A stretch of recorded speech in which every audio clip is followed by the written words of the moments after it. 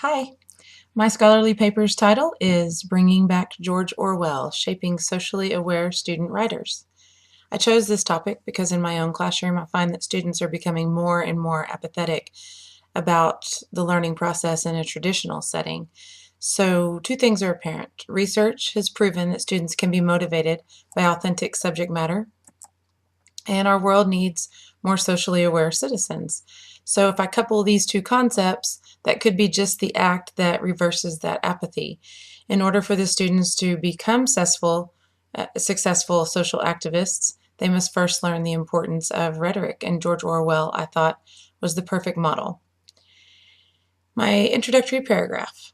Two interrelated struggles exist for high school English teachers: providing authentic vehicles to motivate traditionally apathetic students and providing appropriate writing instruction to generate effective writers. A study of writing for rhetorical purposes can naturally progress to participation in venues in the real world, and a curriculum model focusing on 3 short works by George Orwell provides a perfect atmosphere to address both quandaries.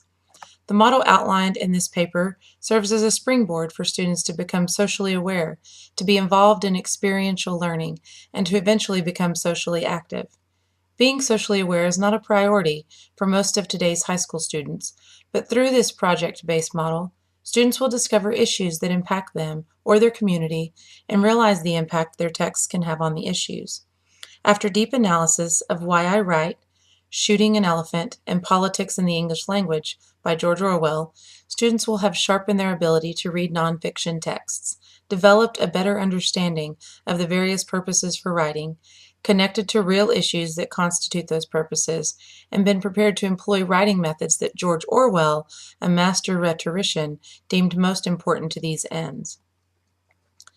The major arguments of my essay began with the fact that students need to be prepared for the 21st century with an array of skills that include critical thinking, forming arguments, collaborating, delivering content in interesting ways, and those are a necessity today.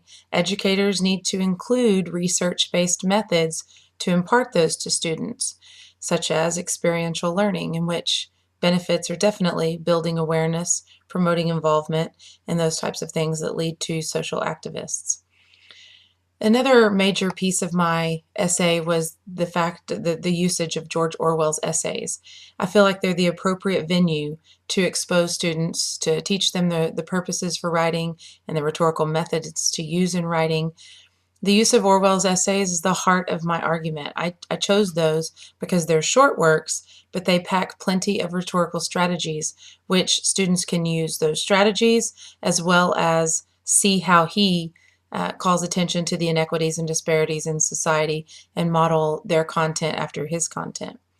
Obviously, he is well respected by the critics I used as sources for his writing style, the content of his essays, the applicability of using his essays as models for beginning writers. And then another piece of my argument, or another piece of my essay, was the use of case studies. I wanted to show how many professors and many people have already implemented the use of service learning, social activist projects, those types of things in their classrooms and in their courses. And I found several case studies to support this idea of combining literature with service learning or activist projects that eventually culminate in addressing those issues with rhetorically sound writings. The studies show how this process creates well-rounded students who are socially aware and are able to articulate their thoughts. The studies I used even displayed or depicted the obstacles and challenges that were either unexpected or diminished the initial expected results. And they showed how the students adapted and overcame the obstacles, or how the teachers were flexible in their dealings. And that proved to be helpful for the actual preparation to implement this curriculum model that my whole essay is surrounding. And a final argument was that the classroom does not have to be a political venue in order to develop these students to be socially aware and active. An educator's role, in my opinion, should include guiding the students to think for themselves, giving them those critical skills to think through items and to research and to find things and then come up with their own opinion, not for me to implant my specific ideas in their heads. So I found sources that um, definitely hit on that and lended terminology and supplied good arguments to refute that. Three major sources that I found useful. The first was Craig Kilberger's book, Free the Children, A Young Man Fights Against Child Labor and Proves That Children Can Change the World. He wrote this book with Kevin Major, and it was first published in 1998. It's a narrative of how when he was 12 years old, he found an article in the paper before school about a child who was his age that had been murdered, and it gave the history of this child's life and how painful it had been, and very different from his own life. And so it prompted him to research. And this book for me helped me see how children can really make a difference. I obviously believed that, but I did not wholeheartedly believe that some of my students could adapt this mindset and run with it the way he did. And so his book reinforced for me that idea that high expectations in my classroom are a necessity, and they have a place there, and they can in turn create these kinds of situations for some of my students. So definitely found a moving piece at the end of his book where he talks about how he has not lost his childhood. Um, he has seen the differences in childhoods across the world, and he realizes he hasn't lost his childhood.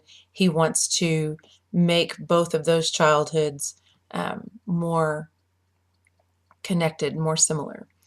Another article or another source that I found helpful was Kate Crassen's article, Poverty Representation in the Expanded English Classroom. It was an article in the English Language Notes Journal in 2009, and it was a short article. It was only 8 pages, but it showed the whole process of creating a unit to combine literature and service learning. It begins way before she even thought that was going to be the type of course she was going to offer.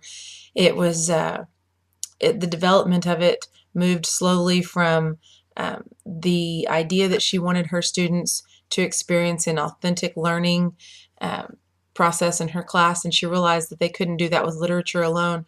And so she decided that her rationale for finding a service learning project for them was that she wanted them to get more out of the whole process, and not just service learning, and not just service work, and not just academic work, but to combine those and have a true service learning unit.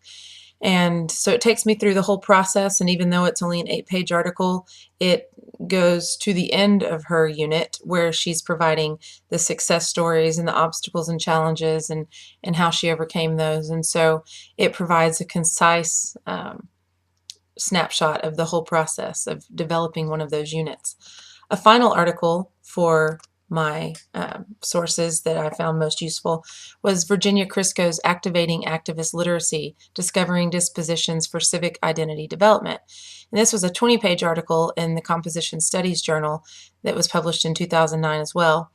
And she again delved into a case study to show how she had implemented service learning, or what she calls activist literacy. And the key point for this article, the reason it was so helpful for me, was this was the article that really discussed how people might oppose using the classroom as a political venue, and she gave me plenty of terminology to refute that to the public, to administrators or parents or whomever might come to my classroom and say, this is not what you're supposed to be doing in this classroom. So she gave me some ideas that helped me formulate an argument and formulate a mindset to refute those types of opposition. I have a unique situation in my conference paper, because I have created a curriculum unit or a curriculum model to go along with this. It's actually what my whole conference paper centers around. So my idea would be to implement this actual curriculum model. Right now, I have only planned it out as a 2-week model. If I were actually going to implement it, I think I might situate it in a longer aspect. In the curriculum model that I designed, I am focusing on George Orwell and how I would use him to show the students the purposes for writing, how to write, the rhetorical strategies, the content that they can choose to write about, but I don't really delve in much to the service learning applications that I would like to get to. So definitely a curriculum model that's implemented. I would like to show in the journal article how it was successful or the challenges that I faced, and provide the kind of case study that I found and found useful in doing this research. So definitely it would lengthen itself to a journal article length, so it would be a perfect situation. Thank you very much.